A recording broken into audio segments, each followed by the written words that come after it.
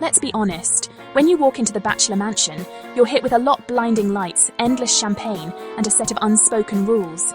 You're expected to play a part, smile, nod, and focus on the fairy tale. The real world? Leave it at the door. Forget your job, your family, your identity. The mansion is a bubble designed for a specific story, one where conflict is about roses, not reality.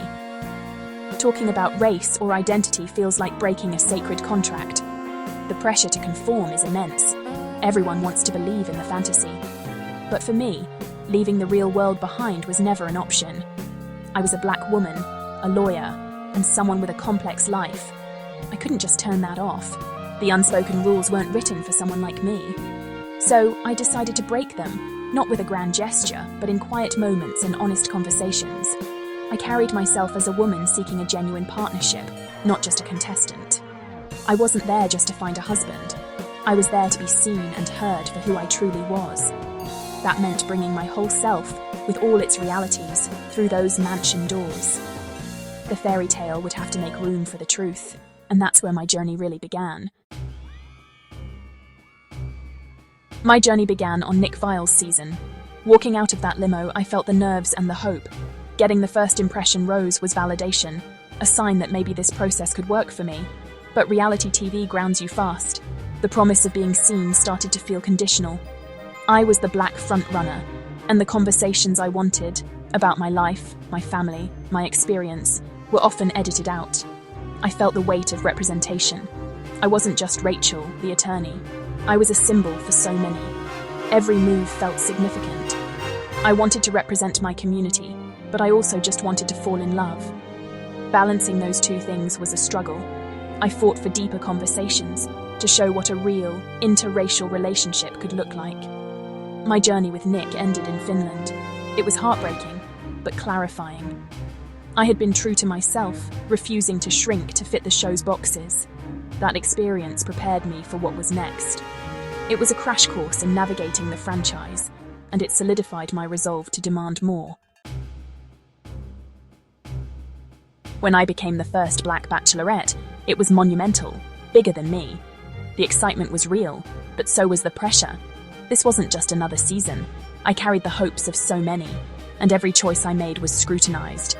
I was expected to be perfect, and to navigate conversations about race and identity with a grace no lead before me had needed.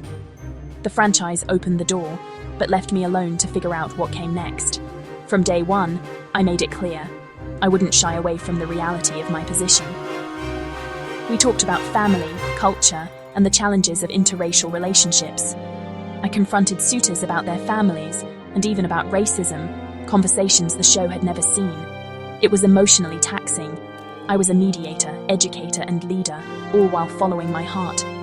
But I knew if I didn't push these boundaries, no one would. I had to use my platform to force the conversations the franchise avoided. It was my duty, not just as the Bachelorette, but as a person. And I refused to let the moment pass without making it matter. People see the gowns and glamour, but for me, the Bachelorette was a battleground. I came to fight, not with the other women, but with the structure of the show itself. I was a warrior in a ball gown, armed with my convictions. My fight was for a real love and an authentic journey. I brought my lawyer's energy. I asked tough questions, demanded honesty, and confronted issues head-on.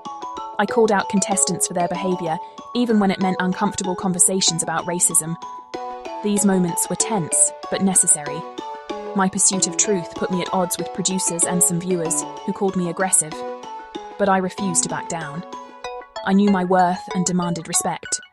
Every confrontation was an act of self-love, a declaration that I deserved more than a superficial romance. I wanted a partner who could handle my strength and intelligence. Choosing myself again and again was the real victory. I was the hero of my own story. Some moments from my time in the franchise are seared into my memory. Confronting Lee about his racist tweets was one of the hardest. I had to be both victim and judge, all on camera. That 2-on-1 date with Lee and Kenny exposed realities the show could no longer ignore. I stood up against prejudice, defending another black man while trying to maintain my composure. It wasn't about drama, it was about decency. My breakup with Peter Krause was another defining moment. It was heartbreakingly real. I wanted commitment. He couldn't give it. Walking away was an act of self-respect. Even after my season, the fight continued. I spoke out against the franchise's lack of diversity. My interview with Chris Harrison, which led to his departure, was about accountability, not revenge. Standing firm, despite backlash, showed my commitment to progress. My fight for change didn't end with the final rose. Each of these moments forced the franchise to confront uncomfortable truths, and they proved that real change starts with hard conversations. When my season ended and I found love with Brian, many thought my story was complete. But my real legacy was just beginning. My journey was about challenging a system and opening doors for others. My impact wasn't the final rose. It was the conversations I started and the standards I refused to accept. I used my platform to advocate for change, calling for more diversity on and off camera. True change meant changing the storytellers, not just the faces on screen. My voice became a reminder that the work wasn't over. We've seen more diversity and more honest conversations since. Leads of colour who came after me faced their own challenges, but the path was at least partially paved. My legacy is in every uncomfortable conversation the show now has. Being a warrior means you don't stop fighting after your own battle is won. My story is proof that one voice can challenge a powerful institution, and I hope it inspires others to speak their truth and never let anyone dim their light.